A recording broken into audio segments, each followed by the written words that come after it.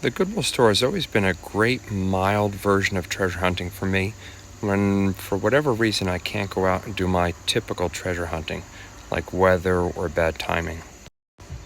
If you're into bottle hunting and old antique bottles, you'll see how this particular trip paid off very well. There's a particular section of most Goodwills, usually in the back right corner, where they bag up some of their junkier glass products. They bag it up in sets of 2s and 3s just to make it look like a better purchasing price. So I saw these 3 bottles in a bag. What initially attracted me to these bottles was their dark olive color and a little bit of embossing that was on the bottom of the bottles, but this kind of wrapping on top, I suspect it was put on there at the store to entice the buyer into looking at something that might be a little bit more pleasing to put on a shelf. Although this wrapping on the neck did hide what the neck would look like, I did manage to see the top of the bottles also showed some interest in the age of these bottles.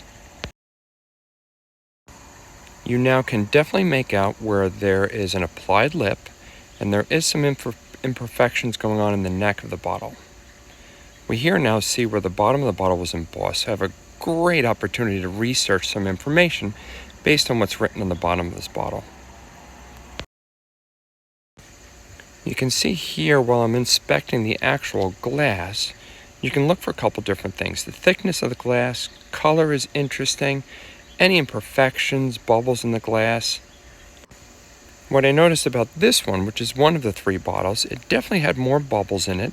The glass looked a little bit cruder, and definitely the lip wasn't exactly like the other 2. So I'm thinking this one has about an extra 20 years on those first 2. Possibly placing it in the late 1800s, and maybe these were early 1900s. There's no question, one of my favorite things to find are these droopy bubbles, especially surrounded around the neck. What a cool looking addition to bottles that were made over 120 years ago. The color really comes out wild when you have it backed up with light behind it. And I love using sunlight to continue my inspection of the color of these bottles and possibly where any more imperfections can be found.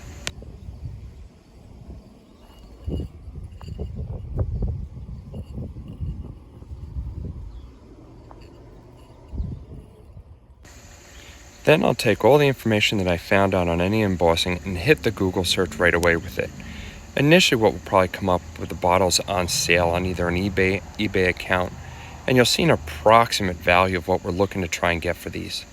This one had a great bit of information with it, including the fact that this product was used to relieve the stress of flatulence. Warning, the following sound clip is infantile, inappropriate, immature, childish, moronic, sophomoric, crude, unsophisticated, and yet somehow still funny.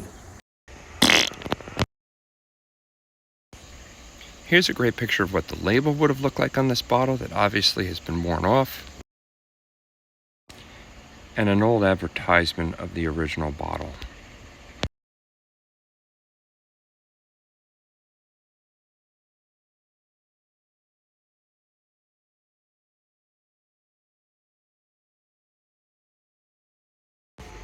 And if you want to stay tuned, here's a couple clips of a few more things I picked up at the thrift store that I absolutely loved.